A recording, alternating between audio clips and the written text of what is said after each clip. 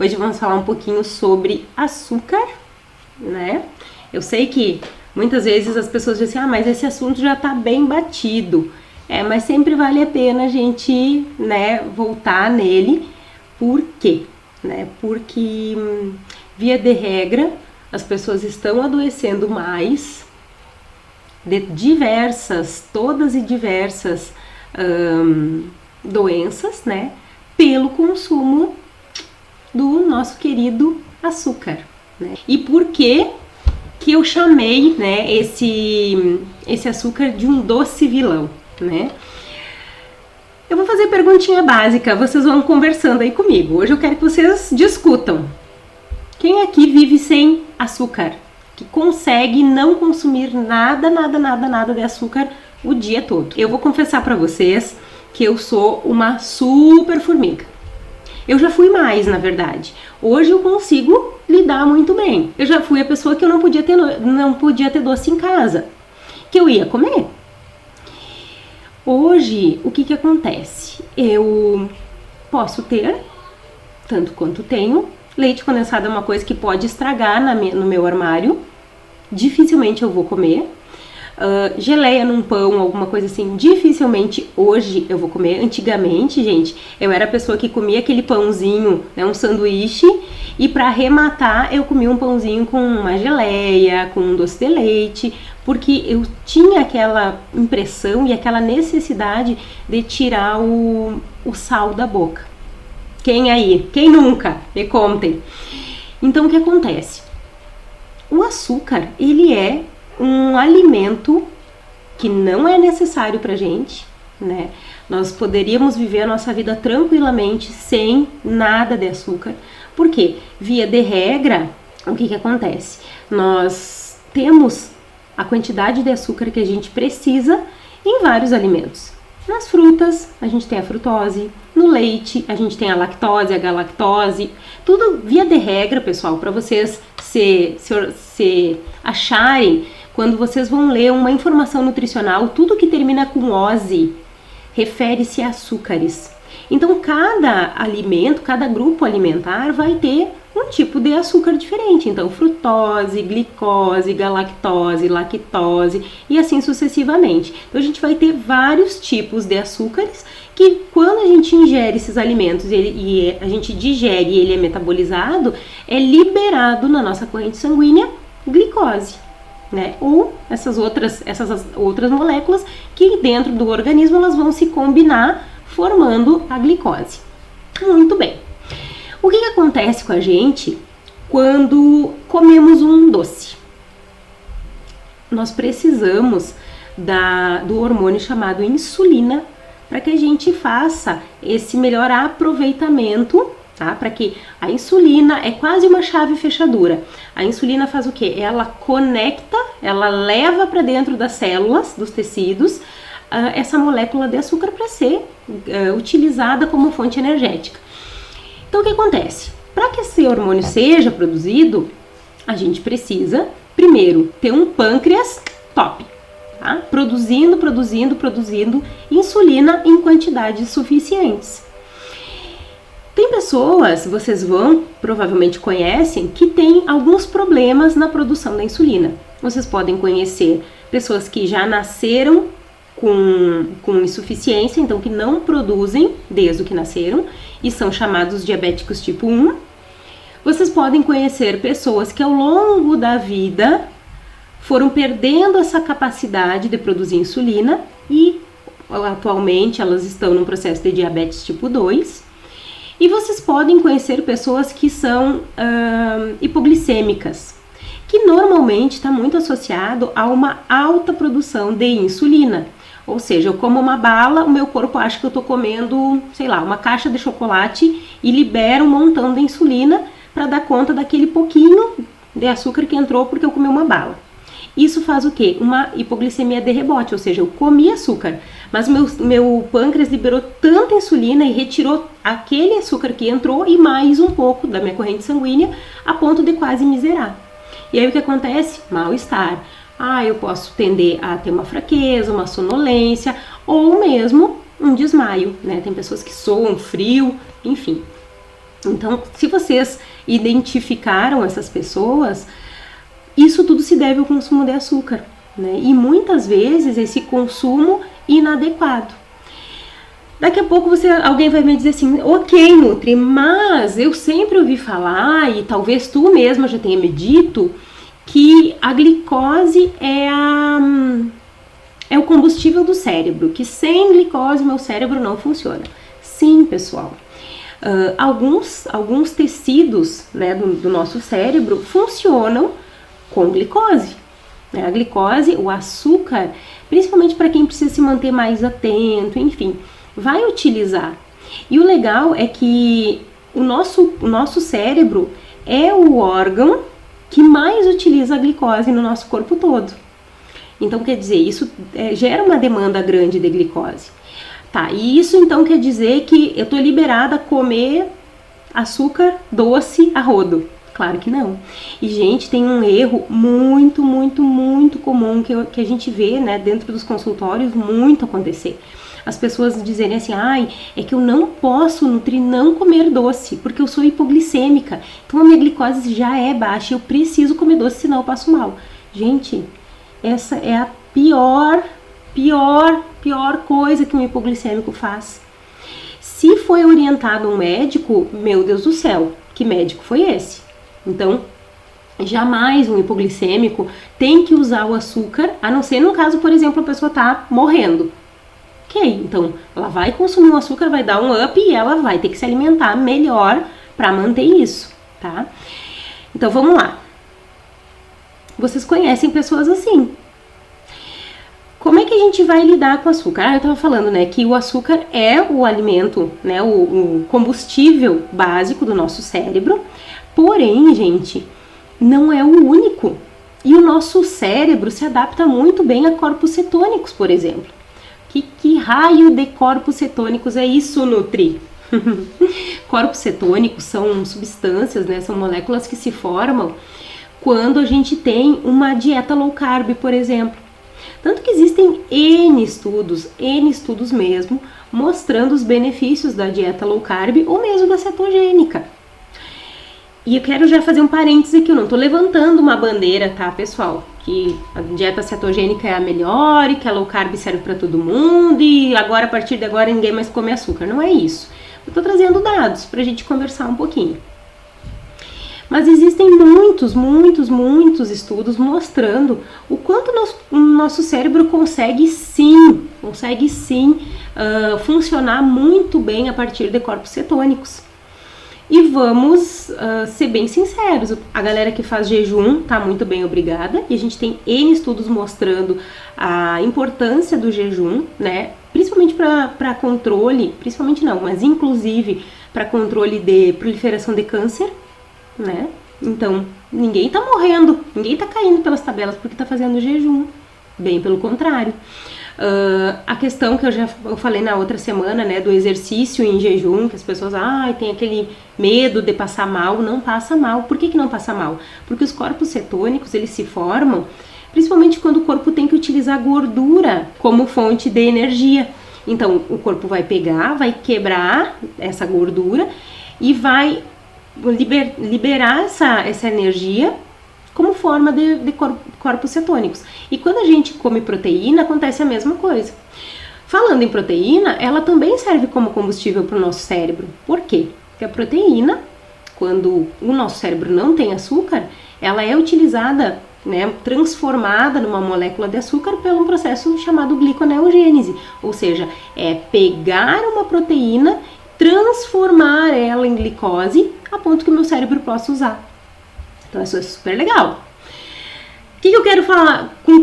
Onde é que eu quero chegar falando isso pra vocês? Que comer açúcar porque precisa é um mito. A gente come açúcar por outros motivos que a gente vai conversar agora, tá? Muito bem. Olha só que interessante. A Organização Mundial da Saúde fala uma coisa. Fala que o nosso consumo de açúcar, ele deveria ser 10% da carga total né, de energia total do nosso dia. E agora, depois de muitos estudos e muita evidência científica mostrando o quanto o açúcar é prejudicial e potencializa diversas doenças, eles estão falando em 5%. 5%. Vamos dizer que a nossa dieta seja aquela média, né, de 2.000 calorias. Olha só, é muito pouca coisa. Ok. Eu cheguei a anotar a frase dessa pessoa porque eu achei ela fantástica. Essa frase ela foi dita por David Kessler. Ele era um ex-comissário da FDA, tá? Que é uma agência reguladora americana para alimentos e medicamentos. Hoje ele trabalha num outro cargo dentro da área da saúde lá nos Estados Unidos. Mas olha só o que ele falou. Temos que educar as pessoas sobre como seus cérebros são hipnotizados pelo açúcar.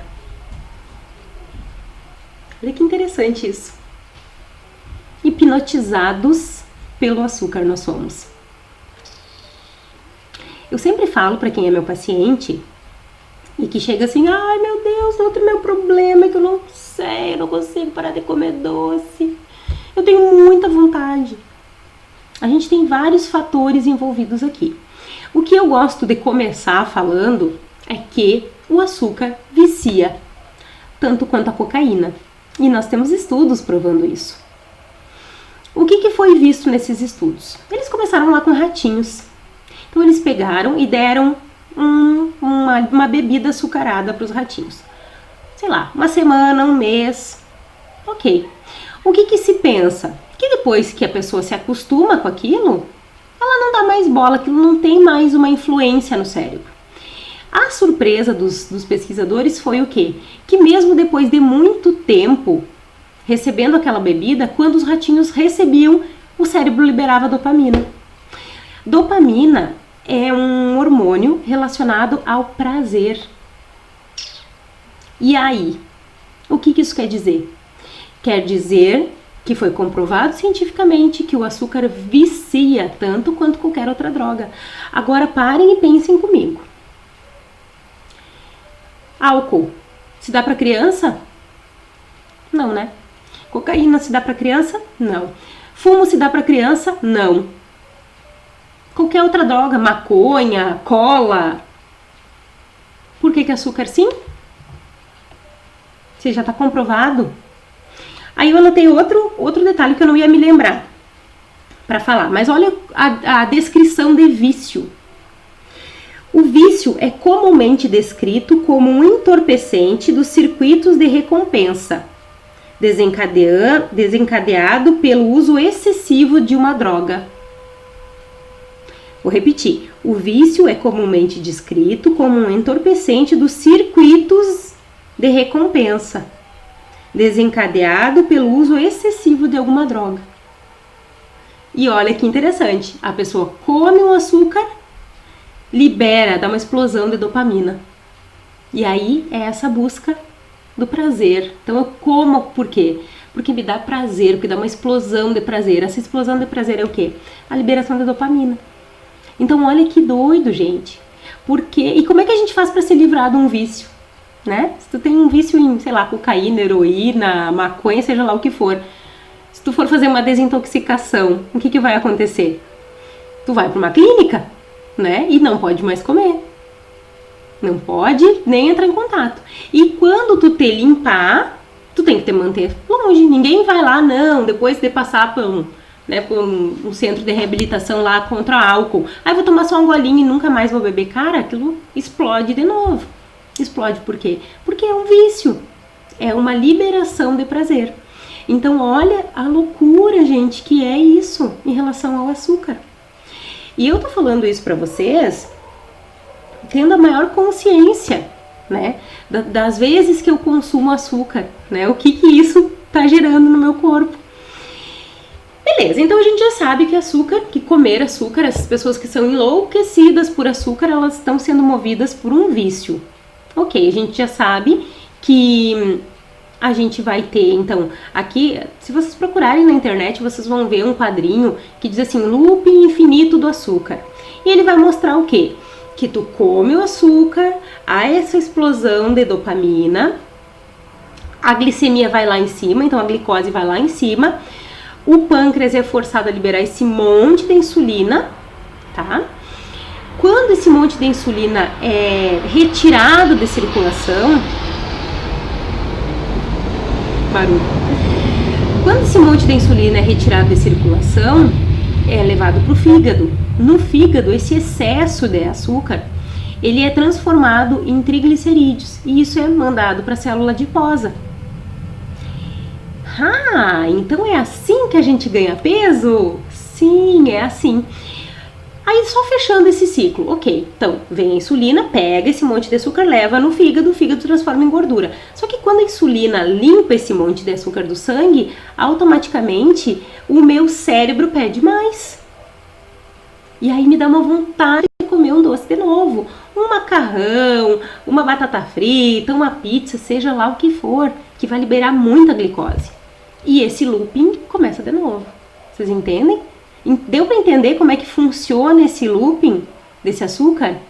É sempre assim, como vem meu pâncreas, tem que liberar um monte de insulina, essa insulina retira o excesso de açúcar da circulação, leva para o fígado transforma isso em gordura, joga na corrente sanguínea para ir para a célula de gordura para ser estocado. Como baixa muito a glicose, automaticamente dispara um sininho, preciso comer mais. E esse ciclo recomeça, ou seja, é um looping infinito. Ou a gente está comendo um biscoito, ou a gente está comendo um pão, um bolo, uma torta, uma pizza. E notem, gente, a nossa alimentação, via de regra, é riquíssima em carboidratos. Carboidratos igual glicose. Simples assim. Seja de fruta, seja de, sei lá, iogurte, seja de granola. Tudo vai virar açúcar. Vamos voltar lá no triglicerídeo, né? Quando a tua glicose é transformada em triglicerídeo. O que é isso? O que está acontecendo nesse momento? Transformou em triglicerídeo, triglicerídeo é gordura. A gordura sim pode ser estocada. Vai para a célula adiposa e a gente começa a ganhar peso.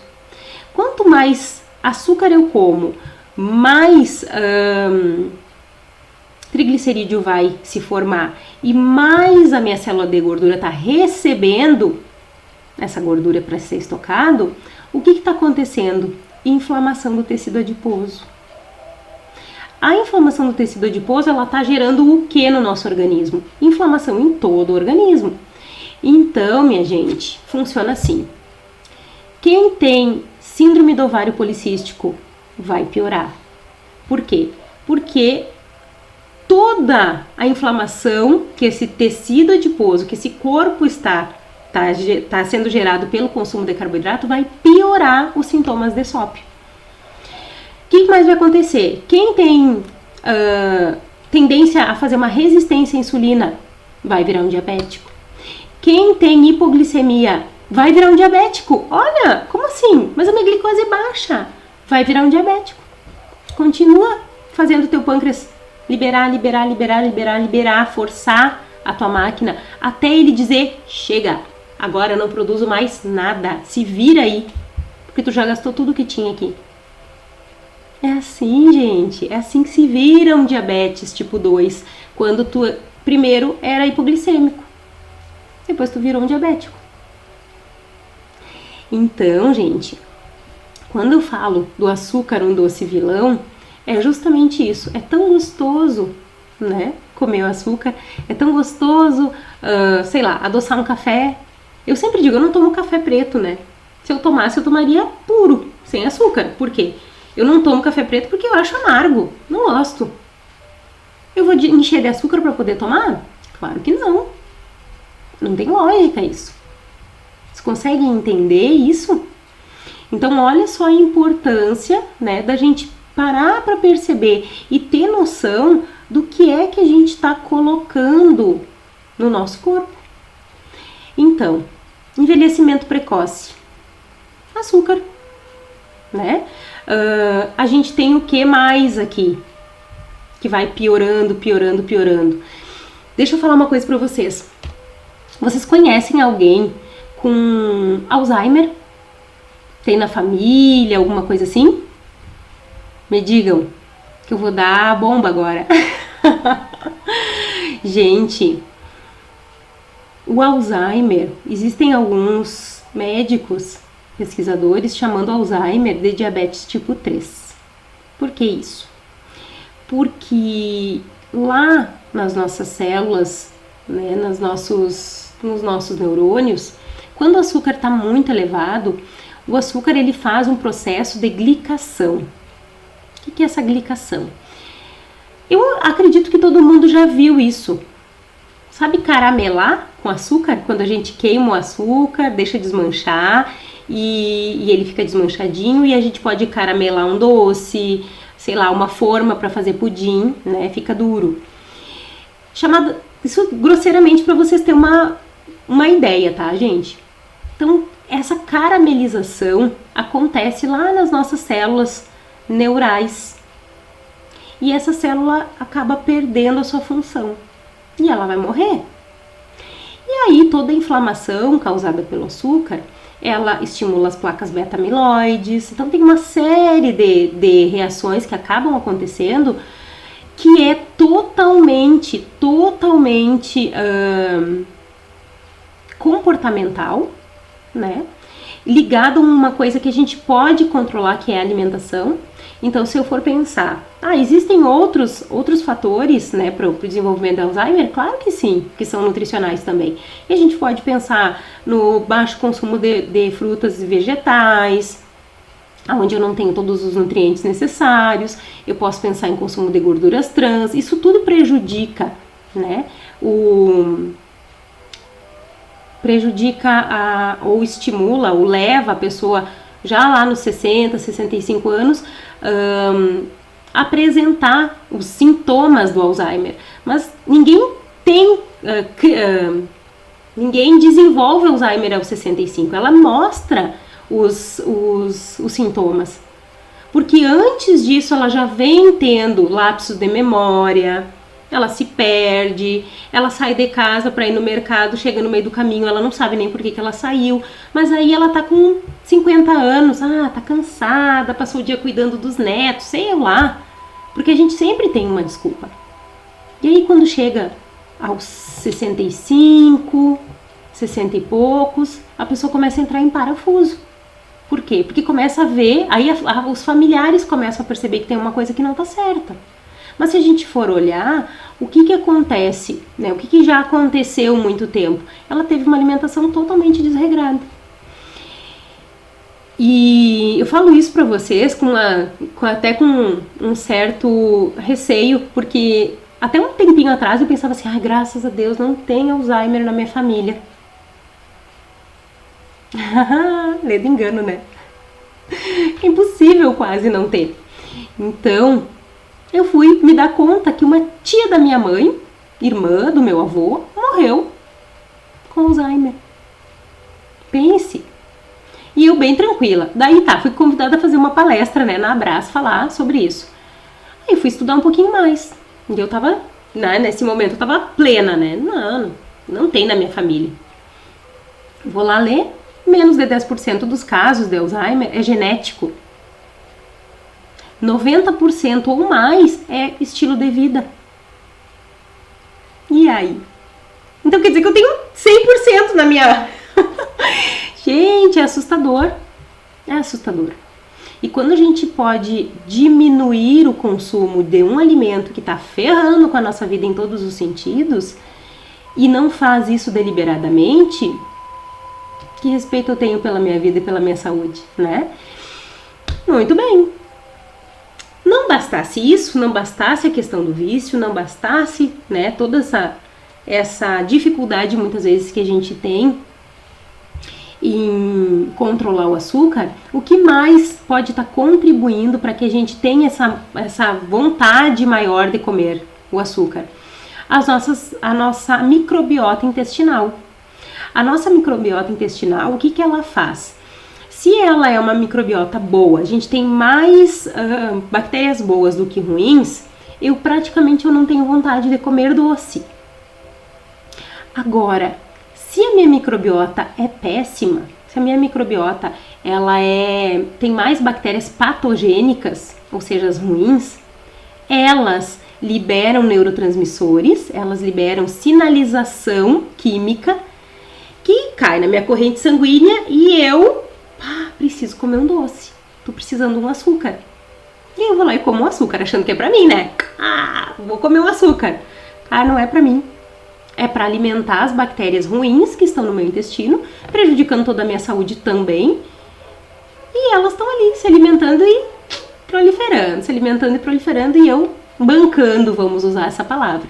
E aí eu tenho problema intestinal, ou muitos gases, ou constipação, ou diarreia, ou que não termina mais.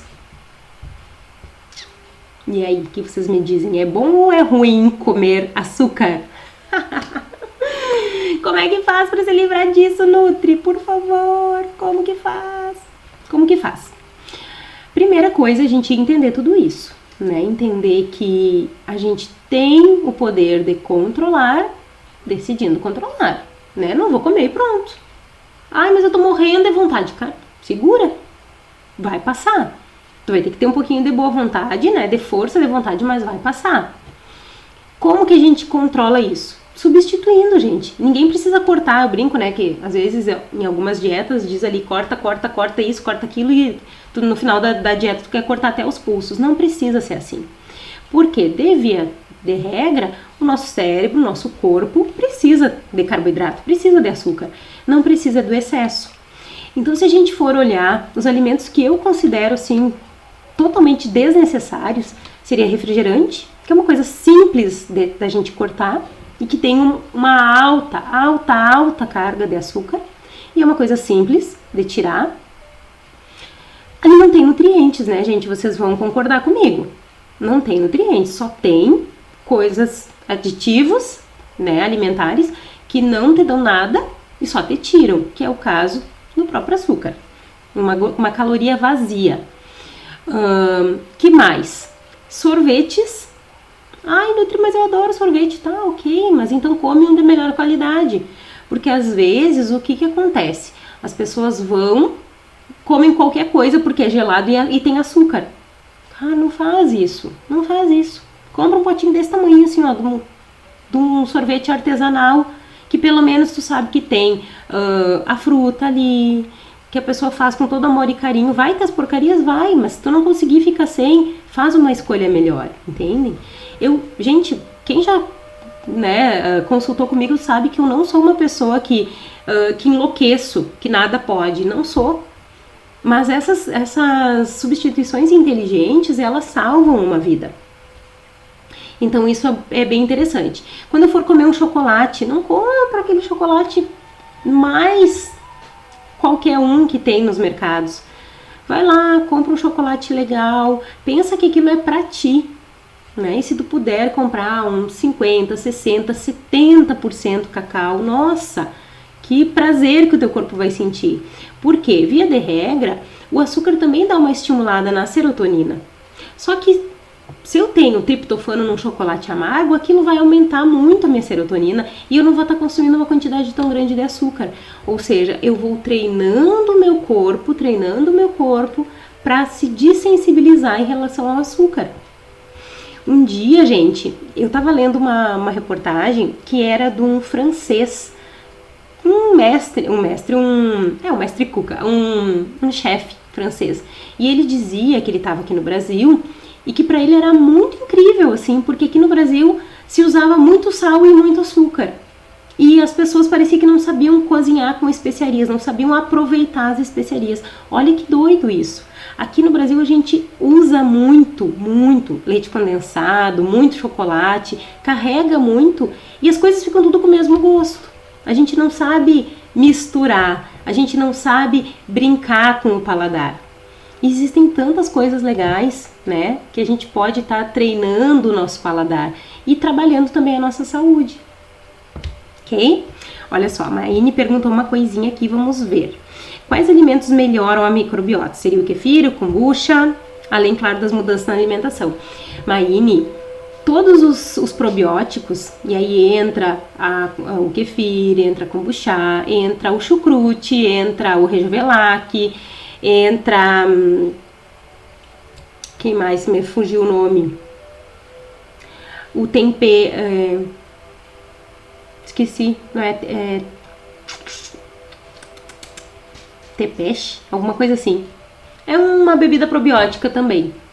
Enfim, tudo isso melhora a microbiota, mas principalmente reduzir o consumo de açúcares, né, e alimentos industrializados e dar mais vegetais. Todos os alimentos que contêm, que daí assim, ó, eu reponho a microbiota com os fermentados e eu alimento essa microbiota com os vegetais. Por quê? Se eu repor a microbiota e continuar comendo doce, a microbiota saudável, ela não se alimenta com doce, ela se alimenta com fibra. E não vai ter comida, vou usar essa palavra. Então, é importante ter o probiótico, que é a bactéria, e o prebiótico, que é o alimento para a bactéria. Então, isso é super importante. E aí entra aveia, chia, vegetais, frutas, tudo que tem nutrientes e fibras. Então, essa microbiota saudável, ela vai estar fermentando esses alimentos. E essa fermentação vai gerar uma série de outros nutrientes que vão manter a saúde dessa microbiota, manter o intestino mais saudável e expulsar a maior parte da microbiota ruim. Com isso, a gente tem uma super diminuição da vontade de comer doce também. Por quê? Porque já não tem mais aquela sinalização que é intestinal, em busca do carboidrato, em busca do açúcar. Então isso já dá uma super ajuda. Sem contar que daí, com uma microbiota mais saudável, o que eu vou ter mais a nível intestinal? Maior produção de serotonina. Muito da produção da serotonina que acontece no intestino é usada ali no intestino mesmo, né, para manutenção da microbiota. Mas um pouco disso também cai na corrente sanguínea e vai, né, ser usado lá no nosso cérebro, fazendo com que eu me sinta melhor, eu tenha mais disposição. Quando eu tô com um nível de serotonina bom, dificilmente eu vou querer comer açúcar. Por quê? Porque eu tô bem.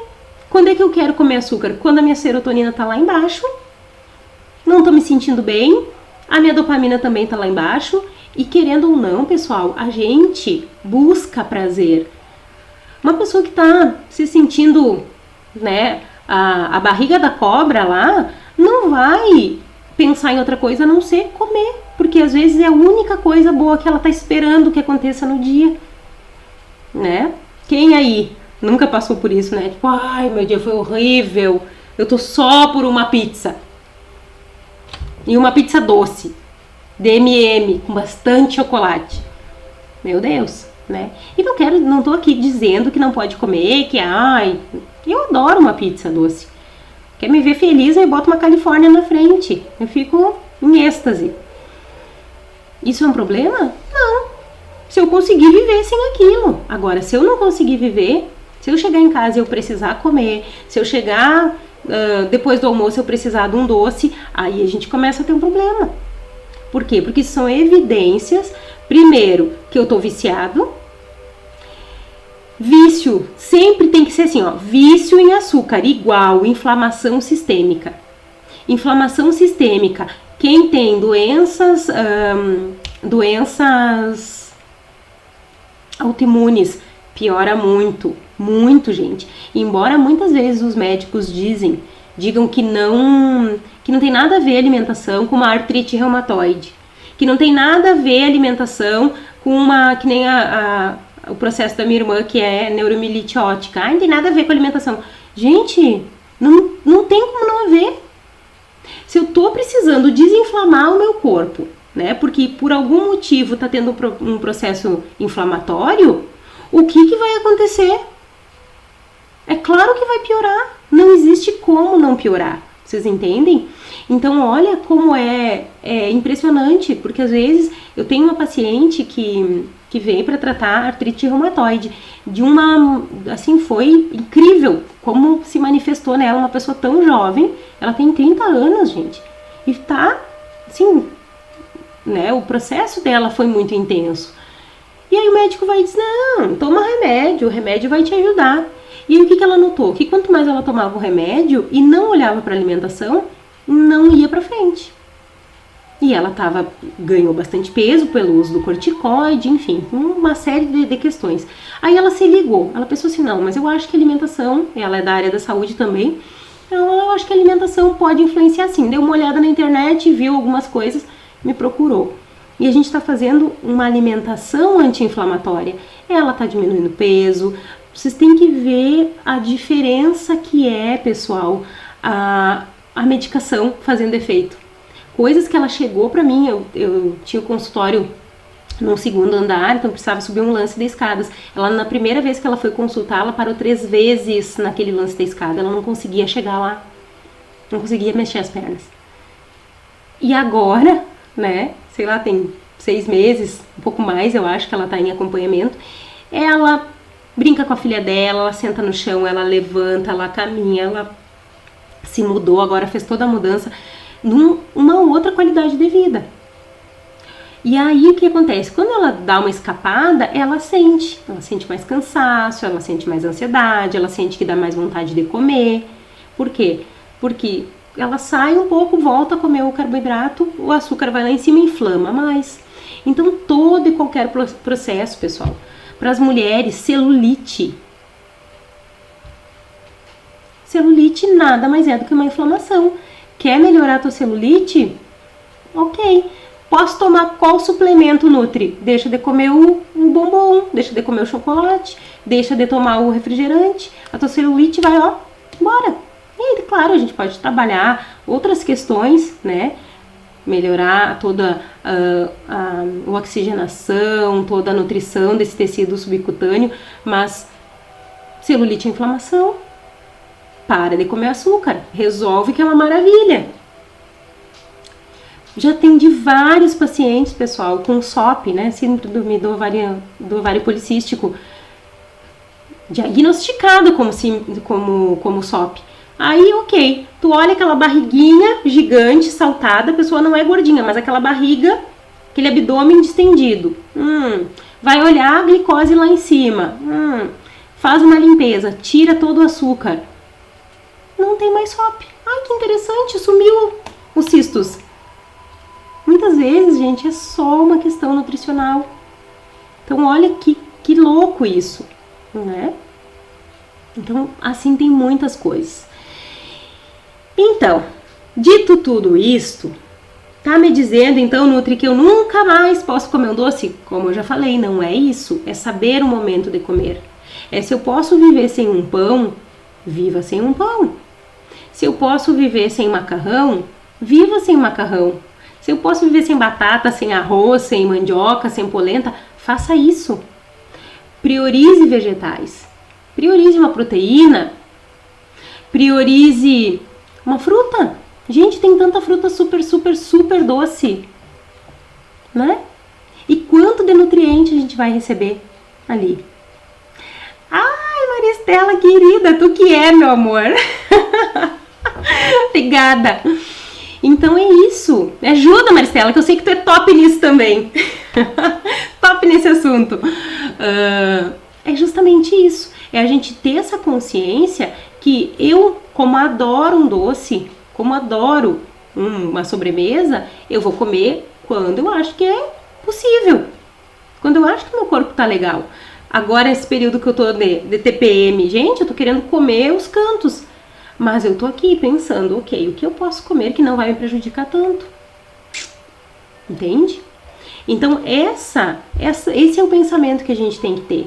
É o que eu posso fazer para manter a minha saúde se eu sei que na minha família diabetes é uma doença recorrente. Eu tenho que cuidar. No meu caso, eu sei que na minha família não tem muito diabetes. Não é um problema. Porém, temos Alzheimer. Eu tenho que comer mais ou menos açúcar? Menos. Na minha família tem o quê? Artrite reumatoide. Eu tenho que comer mais ou menos açúcar para doer menos o meu joelho? Menos. Na minha família, minha irmã tem uma neuromielite ótica. Mas é a minha irmã, então ela que tem que comer menos. Ela tem que comer menos, mas eu também tenho, porque se manifestou nela uma doença autoimune, provavelmente em mim vai manifestar também. Se eu tenho qualquer ite, rinite, sinusite, bronquite, otite, qualquer ite, inflamação. Quanto mais açúcar eu como, mais inflamado eu fico. Entendem, meus queridos? Então, meu povinho, eu espero, sinceramente, ter contribuído um pouquinho com vocês, tá? Para vocês começarem a olhar um pouquinho mais para as escolhas do que vocês estão fazendo em relação ao açúcar, tá? As escolhas, como bem a Maristela colocou aqui, fazer boas escolhas, não é não comer nunca. É quando eu for comer, o que eu vou comer? Quando eu vou comer, né? E aí a gente pode trabalhar com aquele ciclo, né, da alimentação consciente que eu postei no Instagram esses dias. Cara, se faz essas perguntas, como é que eu vou gastar essa energia? Como é que eu tô cuidando do meu corpo? Eu tô equilibrando? Eu tô comendo vegetais suficiente? Eu tô comendo proteína suficiente que justifique eu comer um doce e vai ficar tudo bem? Ou tá uma bagunça geral a minha alimentação? E essa história, pessoal, por favor, se vocês conhecem alguém que come doce porque é hipoglicêmico, por favor, manda essa live para eles. Não deixem a pessoa se matar pela boca, tá? Então, se eu pudesse dar um conselho, seria: cuidem a quantidade de açúcar que vocês consomem. Porque, via de regra, pessoal, a gente está andando para um lugar onde as pessoas vão ficar cada vez mais doentes. E agora, com essa função de coronavírus, que a gente está menos ativo, a gente tem menos aonde gastar essa energia toda e automaticamente mais ansioso, logo as pessoas comem mais açúcar, né? Então é uma atenção que a gente tem que ter, ok? Espero que vocês tenham gostado, espero que vocês não tenham ficado bravos comigo, porque eu vim aqui tirar um balde de água fria, né, em todo mundo que gosta de açúcar e que consome muito. Não é essa a intenção, tá? A intenção é, ok, coma, mas coma com responsabilidade, certo? Então, por hoje é isso. Se vocês tiverem alguma dúvida, quiserem comentar alguma coisa, vocês podem mandem um direct, enfim, a gente vai conversando. Mas a princípio era isso que eu queria falar para vocês hoje. Eu agradeço muito, muito, muito, muito a companhia de quem esteve por aqui, de quem está por aqui e de quem vai assistir também. Tá bom, meus amores?